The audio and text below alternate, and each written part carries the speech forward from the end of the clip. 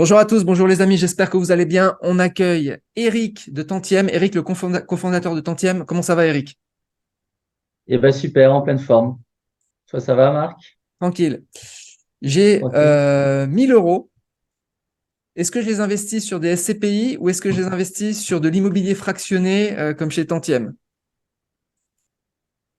Ça, c'est une très bonne question et je pense qu'il y a plein de gens qui se la posent. Moi, je vais te dire forcément, choisis l'immobilier fractionné. Il y a plein de raisons. Je ne sais pas si tu veux commencer On à va aller, rentrer dans on le va voir dur. toutes les raisons dans cette vidéo. Est-ce que tu peux rappeler Ouais. rapidement ce que c'est Tantième? Parce que là, il y a certaines personnes qui ne vous connaissent pas, même si j'avais déjà fait une vidéo sur Tantième.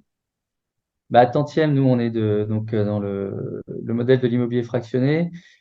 Pour ceux qui connaissent pas l'immobilier fractionné, c'est finalement de se dire, on achète à plusieurs un actif immobilier bien identifié. Chacun en bénéficie à la fois des revenus locatifs et à la fin de la plus-value ou de la moins-value si au bout de quelques années, l'actif a moins performé. L'objectif, c'est qu'effectivement, on sait exactement sur quoi on investit, on choisit un bien. Chez Tantième, on se positionne sur des actifs plutôt qu'on qualifie dédiés aux professionnels, donc des commerces, des immeubles de rendement. Dans certains cas, on va aussi se positionner sur des bureaux, mais en choisissant de l'hypercentre dans plutôt des belles agglomérations. Donc, c'est aussi cette capacité de diversification, mais en choisissant soi-même les actifs sur lesquels on veut aller. Voilà. Oh, ok, donc petit résumé pour ceux qui suivent ma chaîne, vous connaissez très bien le crowdfunding. Crowdfunding, il y a des taux fixes, mais on n'a pas des rendements locatifs et on n'a pas une plus-value potentielle à la fin. Donc l'immobilier fractionné, c'est un peu similaire dans la forme, on va voir les différences, mais au SCPI. Au SCPI, on a les rendements locatifs et on a la plus-value potentielle à la fin. Pour ceux qui font du realty aussi, de l'immobilier tokenisé, c'est le même principe. On a les loyers payés par les locataires et la plus-value potentielle à la fin. Alors, on va aller faire le match SCPI contre immobilier fractionné. Vous avez déjà, avant de rentrer dans les détails, vous avez un bien disponible actuellement. Il est financé à hauteur de 55%. Donc, il reste un montant à Ouais. financer actuellement sur votre site tantième.com. Je mettrai tous les liens en description.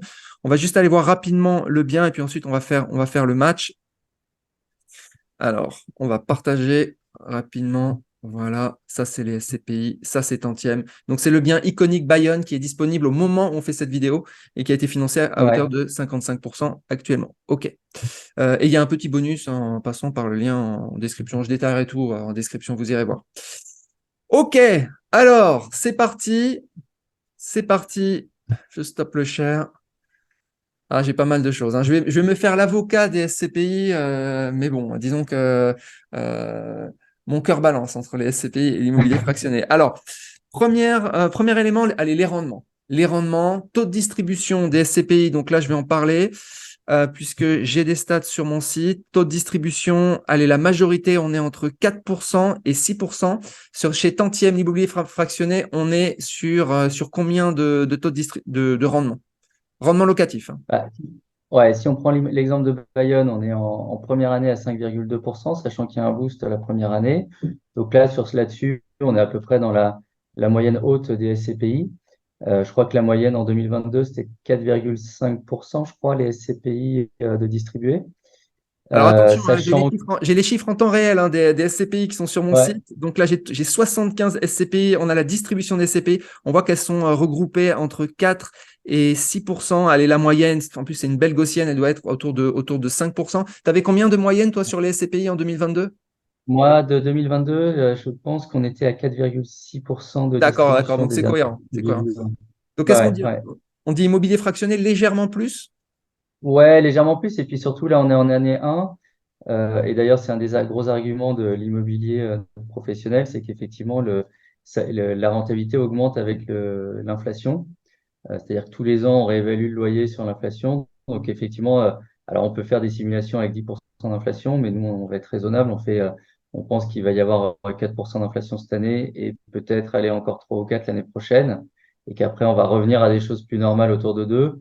Et si on applique ça, c'est assez vite, au bout de 2 3 ans, on est plutôt à des rentabilités autour de 6%. Alors, je suis l'avocat, hein, des SCPI aujourd'hui, mais Ouais, une SCPI de commerce qui a des baux qui sont aussi indexés sur l'inflation, ils sont aussi indexés sur l'inflation, non? ouais, sauf que ça fait 10 ans que c'est le cas et en fait, tu vas voir qu'ils sont toujours autour de 5%. et qu'ils ajustent finalement leur stratégie de distribution et ils tournent autour de 5%. Alors certains vont au-dessus de 7, mais je suis d'accord. Moi, je trouve qu'ils devraient, avec ces fondamentaux-là, je suis surpris qu'ils ne soient pas plus performants. D'accord. Ok. On continue parce que j'ai Mm. pas mal de points à voir. Alors, Ouais, ticket d'entrée. Ticket d'entrée. Alors, dis-moi sur Tantième, le ticket d'entrée, il est de combien? de 100 euros. De 100 euros. Et le ticket d'entrée sur les SCPI, je vais partager mon écran. J'arrête pas de partager, départager, repartager. J'ai les tickets d'entrée. Alors là, les tickets d'entrée sont beaucoup plus importants sur les SCPI. C'est vraiment moins glamour. On est à combien? Là, j'ai tous les tickets d'entrée, hein. Je vais zoomer.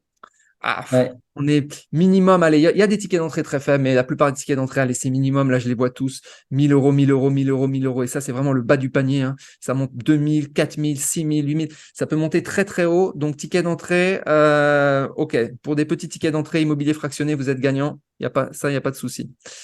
On Oui, et continue. puis d'ailleurs, tantième, nous, on est plutôt dans la partie haute, à 100 euros, il y en a à 200 euros, mais on a aussi des confrères qui sont à 1 euro pour certains, donc Ouais. voilà, il y en a Non, mais pour un tous les euro goûts. après, enfin, Ouais.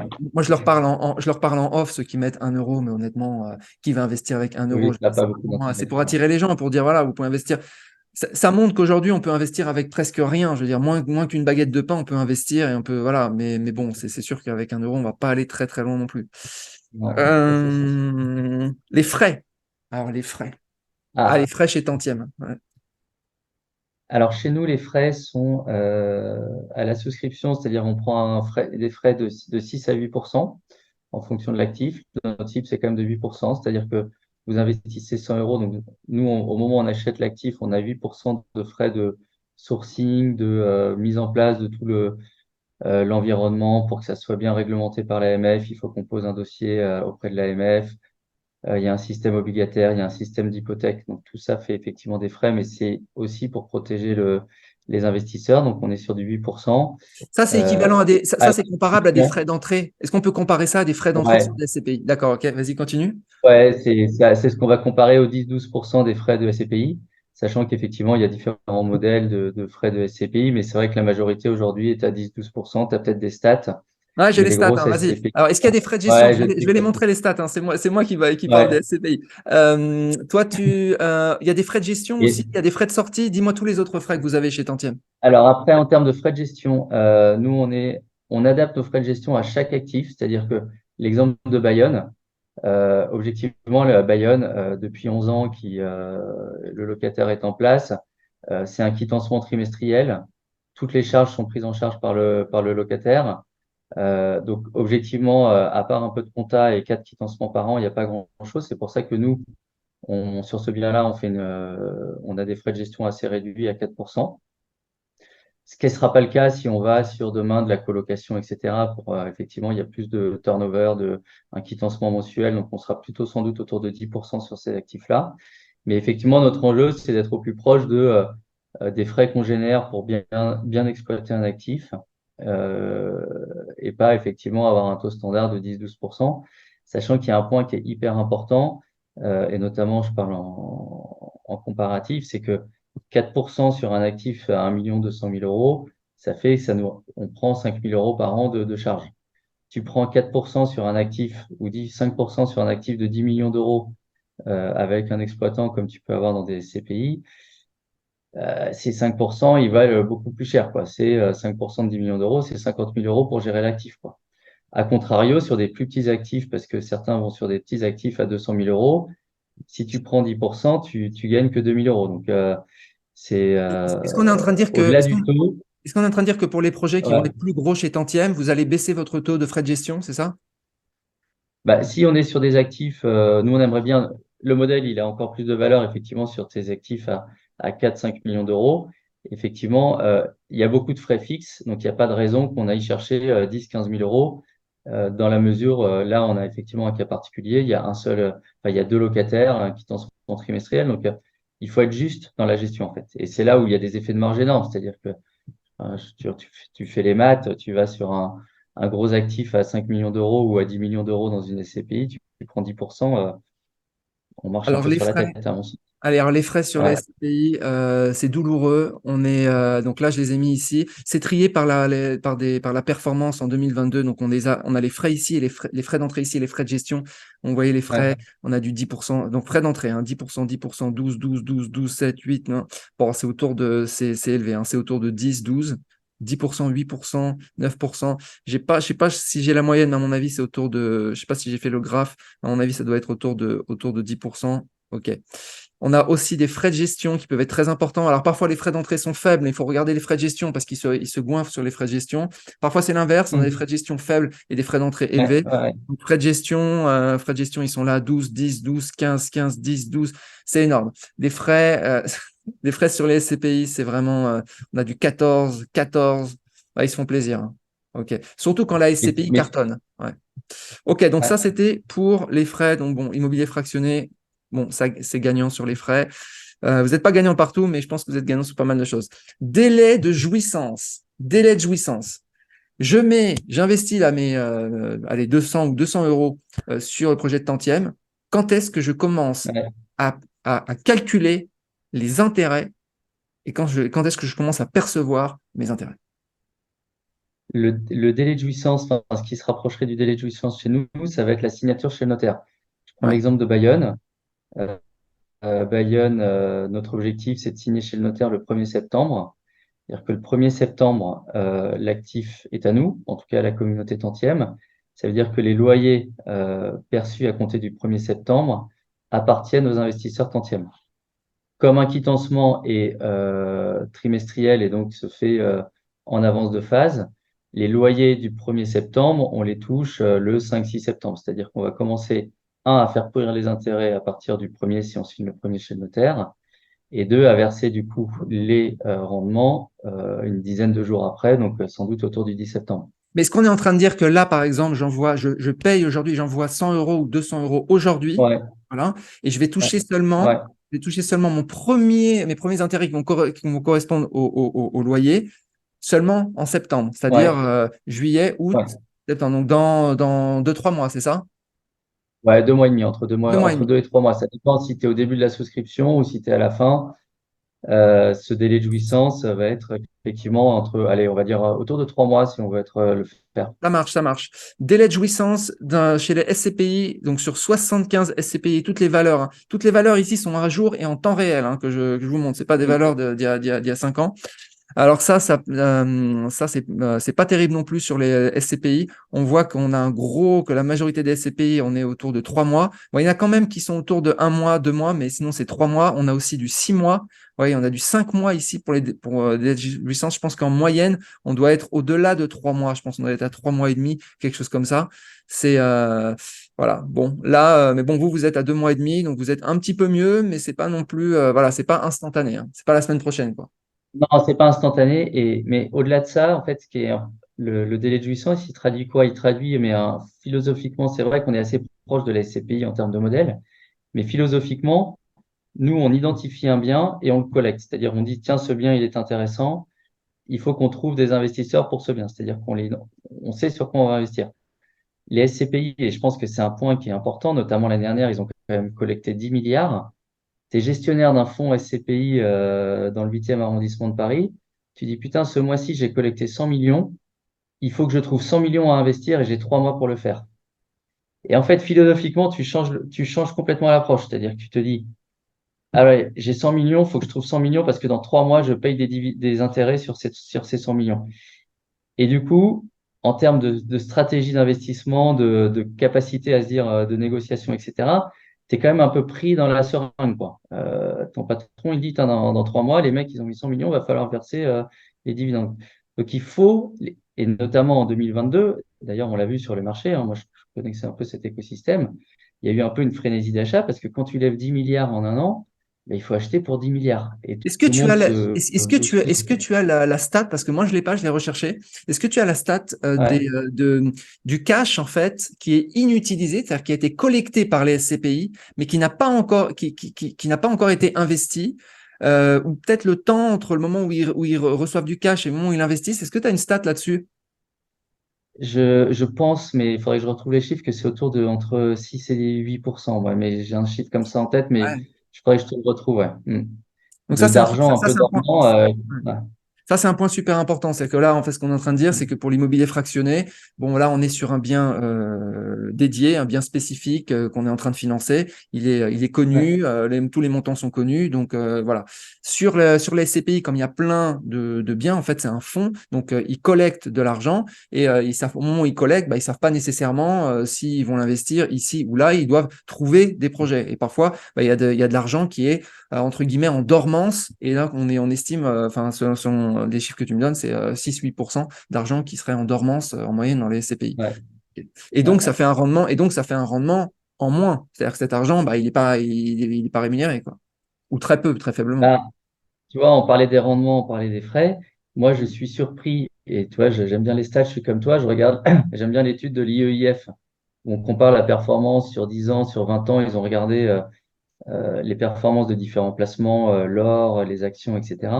Et tu regarderas, ils comparent les performances des SCPI, de l'immobilier commercial, de l'immobilier de bureau, etc., sur 10 ans, sur 20 ans. Et je trouve que les SCPI, structurellement, sous-performent le marché. Ce qui est assez étonnant, parce que tu pourrais t'attendre à ce que les SCPI surperforment, les mecs qui sont censés être des gestionnaires de fonds. Et en fait, structurellement, ils sous-performent, ils sont autour de 5, ce qui est déjà correct, mais parfois avec des marchés qui ont fait 7-8%. Et je pense que Attends, ça vient à la attention. fois de Attends, ça. alors, là, de quel benchmark tu parles, hein? Quand tu fais sous-performe le marché, c'est quoi? Le marché immobilier ou tu parles des marchés actions en Ouais, général? Marché immobilier. non, le marché immobilier. Marché Tu vois, quand immobilier, tu regardes d'accord. les stats de l'IEIF, tu te dis sur 10 ans, bah, le marché de bureau a fait 9%. Et les SCPI ont fait 6. Sur 20 ans, l'immobilier commercial a fait 8% de moyenne et les SCPI. Donc, tu vois, ce différentiel, et à mon avis, il traduit ce côté, bah, les frais qu'on a dit, qui sont quand même importants, cette capacité à bien acheter, et puis, quand bien même, et là on parle de TRI, c'est-à-dire aussi cette capacité à faire, au-delà de servir du rendement, d'avoir des TRI qui sont, qui traduisent aussi ça, et l'évolution de la part. Tu vois, je regardais là ce matin, les TRI, ils sont assez proches finalement des rendements distribués. On a des rendements distribués autour de 5,5 et des TRI autour de 6, 6,5. Alors là, C'est-à-dire que précisons, hein, ce précisons, spread entre, précisons, le TRI inclut à la ouais, fois bah, les rendements locatifs et il inclut aussi les reventes, donc les plus-values. Alors, et quand tu compares en fait ces TRI et que tu dis qu'il est proche en fait du rendement, bah, ce qu'on est en train de dire, c'est que bah, malheureusement, les parts ne s'apprécient pas nécessairement enfin, presque à zéro, presque exactement. flat, et donc ils ont pas forcément, ils arrivent bien peut-être à louer, mais ils n'arrivent pas forcément à acheter ou faire de la plus-value sur les biens qu'ils achètent. C'est ça qu'on est en train de dire, hein. Ouais, ou alors ils gardent un petit coup de plus-value sous le coude pour certains pour amortir les futurs moments difficiles. Un petit coussin. D'accord. Ok, on continue parce que j'ai pas mal de points. Donc, déjà, juste on a vu. Fréquence de versement. On est à combien? Fréquence de versement. Vous versez tous les combien? Nous, tous les trimestres. Tous les Tous les. trimestres, Ok, donc comme pour les les- SCPI. Les SCPI, c'est principalement, je regardais là, je crois que c'est tous les, ouais, quasiment c'est tous, c'est tous principalement les. trimestriel Ok. aussi. On avance. Donc ça, c'est pareil. Ok, on continue. Les autres points. Type de contrat. Alors, type de contrat, c'est là qu'on a une très grosse différence puisque bon, bah, les SCPI, on est actionnaire de sociétés qui sont propriétaires des biens, alors que chez Tantième, on est créancier en tant qu'investisseur, on est créancier, on a un Ouais. contrat obligataire avec hypothèque de premier rang. Donc là, on a une très grosse différence. Est-ce que tu peux, qu'est-ce que tu en penses? J'en pense que sur le papier, la plupart des gens ne verront pas forcément la différence parce qu'on a les mêmes mécanismes. C'est-à-dire que nous, on a une obligation. Alors, on s'attend souvent à avoir des obligations à taux fixe. Là, on est sur des obligations à taux variable qui reflètent le loyer. Donc, techniquement, on est un peu dans le même mécanisme. Le loyer augmente, ma rentabilité augmente. A contrario, le loyer baisse, il baisse. Et puis, à la sortie, j'ai la plus ou la moins-value. Donc, les mécanismes sont un peu les mêmes. Sauf qu'effectivement, dans un cas, on est sur de l'action, dans l'autre cas, on est sur de l'obligataire. Et donc, il y a un impact qui est assez fort, notamment sur en termes de revenus et de la qualification des revenus. On va être, nous, dans le cas d'immobilier fractionné, sur des revenus de valeur mobilière, ce qui a un impact sur la fiscalité Ça, qui est pas ouais. neutre. Ça, on va reparler de la fiscalité. Ok, donc là, on avance. Le choix des propriétés. Alors, chez Tantième, bah, en fait, vous lancez les projets par propriété. Donc là, il y a un Ouais. projet à Bayonne, on peut investir dessus ou pas. Il y aura un autre projet qui va suivre, on pourra investir ou pas. Donc on choisit en tant qu'investisseur. Sur les SCPI, c'est des gros paquets. Et on n'a pas, même en tant qu'actionnaire, en fait, on peut pas décider de dire, tiens, je voudrais plutôt aller sur du commerce ou sur du machin, cette propriété que vous avez proposée, j'en veux pas, etc. Donc, on n'a pas la main dessus. On est d'accord? Donc, la grosse différence aussi. Ouais, c'est effectivement, nous, on fait du stock picking. Tu dis, tiens, Bayonne, ça m'intéresse. Celui d'après, à Lille, il m'intéresse pas, je le prends pas. En revanche, tiens, investir à Angers, c'est bien parce qu'il y a du potentiel. Donc, c'est toi qui choisis. Effectivement, les SCPI, tu délègues cette capacité de diversification à quelqu'un d'autre. Mm. OK, on continue. Allez, on va passer sur la fiscalité. Fiscalité, donc sur l'immobilier fractionné, on est sur du 30% flat tax. On est d'accord? C'est Ouais, ça. OK. sauf Ça, dérogation, ouais, vas-y, puisque vas-y. certains font le choix d'investir en société. Et donc, dans ce cas-là, ils ont leur propre fiscalité qu'ils appliquent à leur société. On leur donne un IFU charge à eux après de déclarer, d'optimiser fiscalement, mais pour la grande majorité des gens qui vont investir en direct, ça sera de la flat tax. 30% flat tax, et précisément, donc c'est comme des revenus mobiliers. Ça, c'est si on est résident Ouais, français. Si on n'est pas, si on est résident étranger, à ce moment-là, on n'est pas prélevé de cette flat tax. Et si on a une taxation en tant que résident étranger à zéro, bah, c'est 0%. Maintenant, sur les SCPI, là, ça n'a rien à voir. Au niveau de la fiscalité, on est sur la fiscalité des revenus fonciers. Donc, qu'on soit résident ou non résident, c'est la même chose. On sera taxé au niveau des revenus fonciers. Et là, ça va dépendre des tranches d'imposition. Et j'avais fait le calcul et j'ai mis tout ça sur mon site. Ça va entre 28,2 si on est vraiment sur la tranche minimum jusqu'à plus de 60% au niveau de la fiscalité. Donc là, au niveau de la fiscalité, clairement, sur de l'immobilier fractionné, d'ailleurs comme sur le crowdfunding, d'ailleurs comme sur les dividendes d'actions, bon, clairement, c'est plus favorable que sur la fiscalité des SCPI qui est sur les revenus fonciers. On continue. Endettement, effet de levier. Est-ce qu'il y a de l'endettement, de l'effet de levier chez Tantième? on peut le faire. On peut le faire. On a capacité de le faire, mais un maximum de 50%. À ce stade, on ne le fait pas, notamment sur les premiers, pour une raison très simple, c'est qu'effectivement, en ce moment, les taux de financement sont tels que c'est pas du tout intéressant, mais l'immobilier fractionné est un modèle qui permet de le faire. D'accord. Mais vous ne l'avez pas fait sur le premier bien et vous pourrez le faire par la Non. suite, mais vous ne savez pas encore. OK, ça marche. Ouais, on va attendre que les taux se baissent un peu, ouais. Mm. OK. Endettement sur les SCPI, on a la distribution ici des taux d'endettement sur les SCPI. Donc l'endettement, ça veut dire que la SCPI fait aussi appel à du crédit auprès de banques pour générer de l'effet de Ouais. levier. Donc on voit ici, il y a quand même il y a quand même pas mal d'endettement. Alors j'ai pas la moyenne, on a la distribution, mais voilà, on voit du 17%, 14%, etc., 28%. Ça monte, ça peut monter. Le maximum, c'est 45%. Mais ça peut monter à 30% même au niveau de l'effet de levier. Donc là, ça veut dire aussi une sensibilité au risque de taux.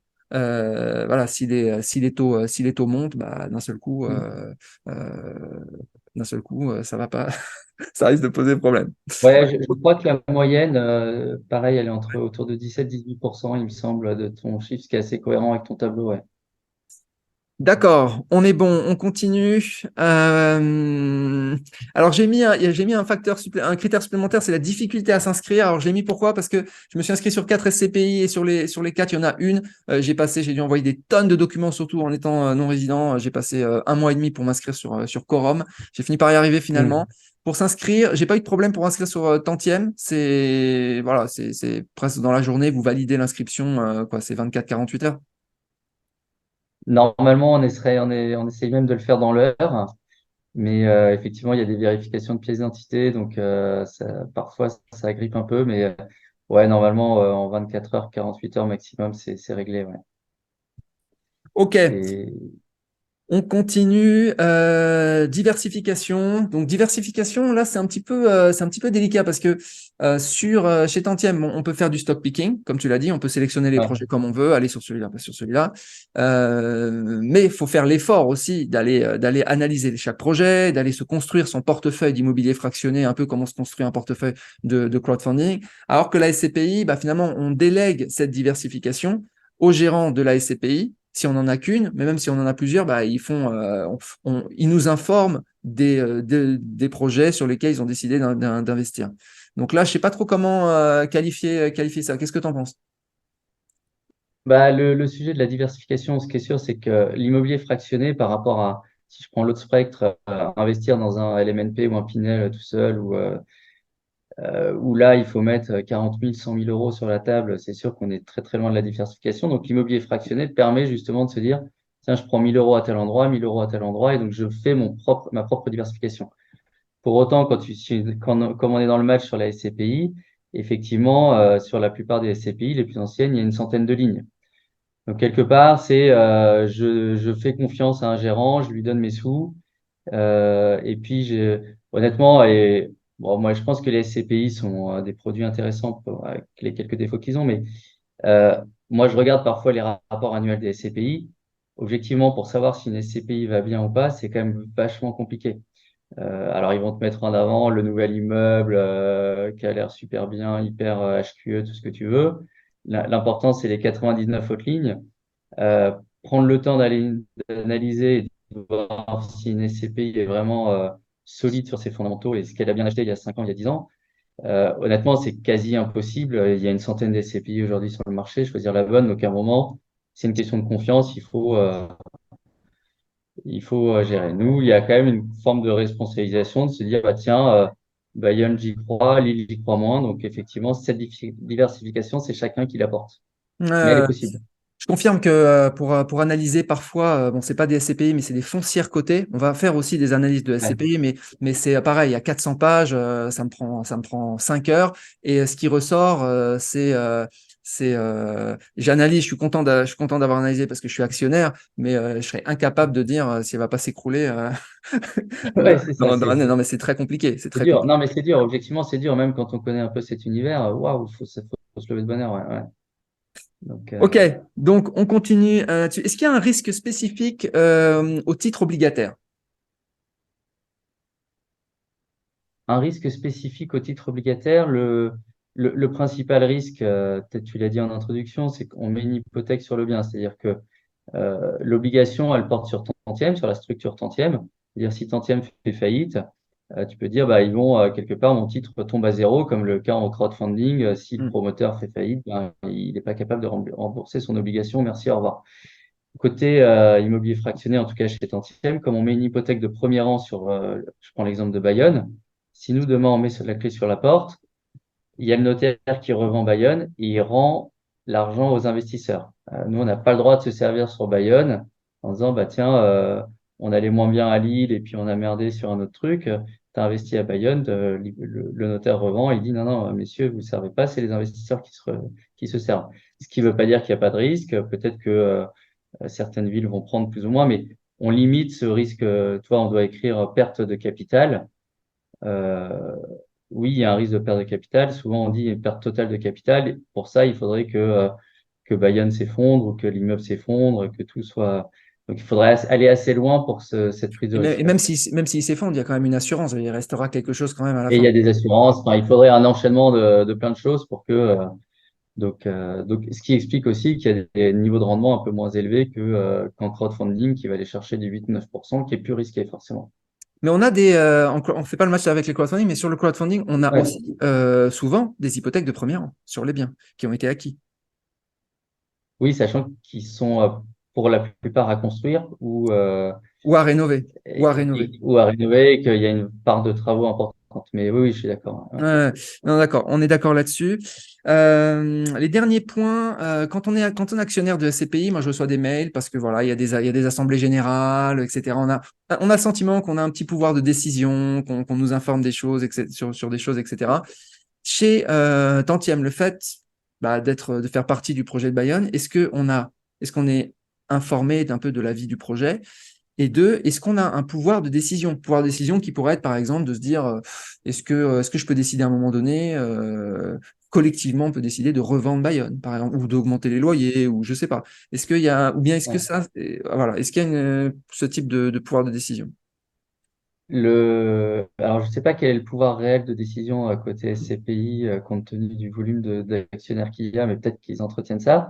il y a deux choses. Il y a à la fois l'information, c'est-à-dire savoir ce qui se passe, un changement de locataire, etc. Et donc, nous, l'engagement, c'est un engagement de transparence totale, hein. Donc, effectivement, sur le site, on communique un rapport annuel de dire, voilà, ce qui s'est passé, ce qui va bien, ce qui va pas bien. Sur la prise de décision, elles sont côté gestionnaire, c'est-à-dire que, tiens, il faut changer les toilettes.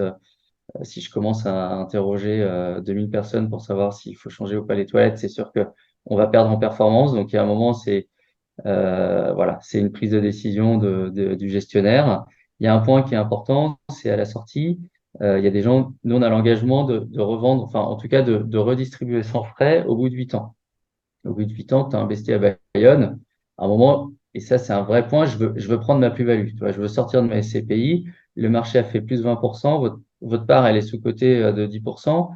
À quel moment je prends ma plus-value parce que j'ai fait un bon choix d'investissement. Donc, nous, au bout de 8 ans, on dit, bah, on s'engage à tous nos obligataires de leur rembourser leur obligation avec la plus-value de marché ou moins-value s'il se passait. Pour autant, parce que je prends toujours l'exemple de Bayonne, il y a des mecs qui nous disent, vous avez quand même un super produit. Moi, je pense que dans 8 ans, il faudra le garder. Et donc là, on aura cette capacité, et c'est là où on interrogera nos obligataires, de leur dire, OK, on va rembourser de toute façon ceux qui veulent sortir avec la plus-value de marché. Pour autant, ceux qui veulent rester, euh, potentiellement, dites-nous si vous voulez rester, et à ce moment-là, on rachètera aux obligataires qui veulent sortir leurs obligations pour sortir au prix de marché pour les réinvestir sur ceux qui veulent rester. Parce Est-ce qu'effectivement, on peut avoir fait un super produit et hmm. certains nous ont déjà dit, bah, moi, j'aurais peut-être envie de le garder en portefeuille plus que 8 ans.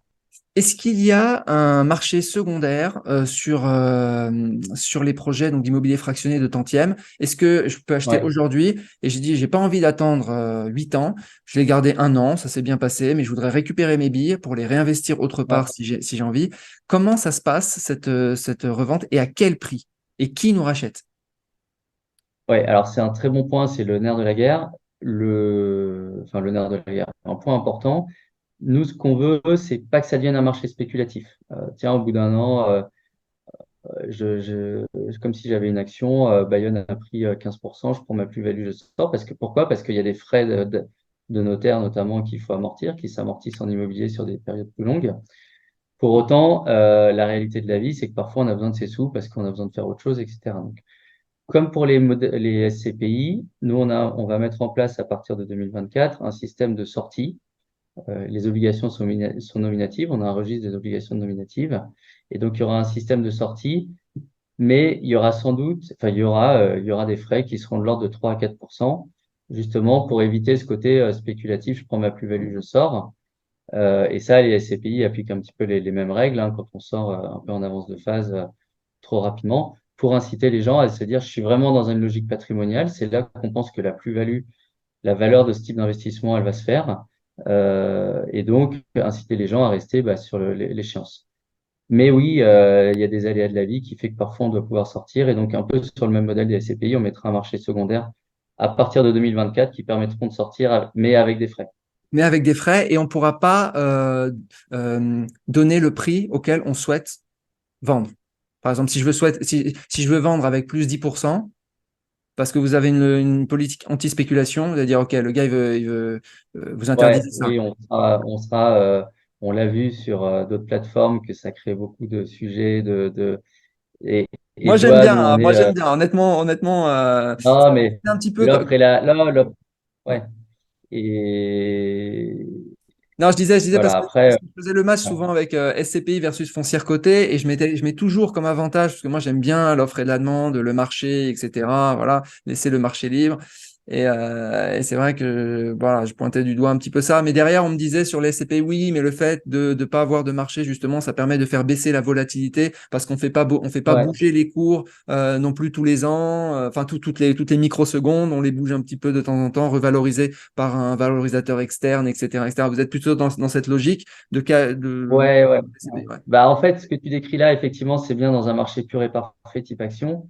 Sauf que dans un marché immobilier, la valeur d'un immobilier, tu peux faire passer un expert. La valeur d'un immobilier, elle est quand même moins, un peu plus subjective parfois. Euh, et typiquement, moi, je pense que il y a plein d'ajustements dans la SCPI, un petit peu, tiens, les valorisations, les sous-valorisations de parts, etc. Donc, je pense que là-dessus, il faut rester le plus, voilà, le plus moins spéculatif possible, en disant oui, l'immobilier a pris de la valeur, l'actif a pris de la valeur, mais s'il faut sortir, on peut pas rentrer, sortir. On voudrait éviter ce modèle-là. C'est pas la philosophie de Tantième. Ça marche, pas de souci. Ok, très bien. Bah écoute, j'ai fini avec mes questions. Est-ce que tu veux rajouter quelque chose? Parce que finalement, à la fin, c'est vrai que c'est des produits un peu comparables. Je me dis, bon, est-ce que c'est en compétition? Est-ce que c'est complémentaire? Est-ce que c'est, j'ai un peu de mal. J'ai pas encore d'avis tranché sur la question. Mais je te laisse répondre à ça Bah, et puis et puis nous, conclure. ouais, bah nous, forcément, on trouve que en fait, on est un espèce d'intermédiaire. Acheter tout seul un actif immobilier, forcément, pour la plupart des gens, c'est compliqué. C'est aller sur des actifs à 100 000 euros, 150 000 euros, où les prix sont pas les plus avantageux. La SCPI, je pense que c'était un super produit qui est né, alors, il y a même une trentaine d'années, mais qui est un peu lourd à gérer, qui même s'il il y a eu beaucoup d'efforts de transparence sur les frais, reste quand même un petit peu complexe à appréhender. Pourtant, c'est pas faute d'avoir essayé de me dire, tiens, est-ce que telle SCPI, elle est bien, elle est pas bien, j'en sais rien. Donc tu dis, bah, Bayonne, tiens, je vois les fondamentaux, c'est clair, les loyers, il y a un côté simple, tu vois, il y a un côté très, je sais ce que j'achète, je suis capable de me faire facilement un avis, même si je suis pas un expert de l'immobilier. Euh, Après, il y a un sujet de fond, effectivement, la fiscalité. Depuis, nous, on a ouvert là, les souscriptions là, depuis jeudi dernier, donc il y a pas longtemps. Ce qui est intéressant, c'est qu'on voit des profils d'investisseurs qui sont des primo-accédants, des gens qui mettent des petits tickets, qui ont aussi une vocation de se dire, bah, donner un accès à tout le monde. Et puis, on a des mecs qui nous appellent, qui nous posent plein de questions pendant une demi-heure sur la fiscalité, investir en société. Et puis, le mec qui dit, OK, je vais vous prendre 20 000 euros, parce qu'en fait, votre produit, il est vachement bien. Et c'est des gars qui, alors, je vais pas donner de nom, mais des gars qui gèrent une foncière pour une grosse, la semaine dernière, une grosse société française. Il m'a dit, en fait, votre produit il est vachement bien. Donc, il va trouver sa place. Il sera sans doute complémentaire de un peu des CPI, un peu d'immobilier physique, mais moi, je pense qu'il a des super fondamentaux fiscaux, de rentabilité si on choisit bien les produits. L'enjeu, c'est de bien acheter. On revient toujours pareil. Mais, et puis, comme derrière, il y a de la technologie qui permet de limiter les frais, bah, c'est sûr que on a des frais de structure qui sont beaucoup plus légers que ceux d'une SCPI. Moi qui ai travaillé souvent, je travaille pour des banques, pour Swiss Life, pour des banques et puis pour des fonds immobiliers. Sur la place de Paris, ceux qui vivent le mieux aujourd'hui, ça reste quand même les fonds immobiliers. Donc voilà, je suis pas là pour faire la chasse aux sorcières, mais c'est sûr qu'aujourd'hui, il y a des gens qui vivent très bien sur l'immobilier à Paris et il y a peut-être un peu de challenge à mettre dans tout ça. Ouais. Ça marche. Bah, écoute, on va rester là-dessus. Je te remercie. C'était très intéressant. Peut-être qu'on refera un match immobilier fractionné contre immobilier physique, surtout à Paris, parce que je maîtrise un peu le sujet. Ouais, Merci beaucoup. Je vous souhaite une excellente journée et à bientôt. merci beaucoup.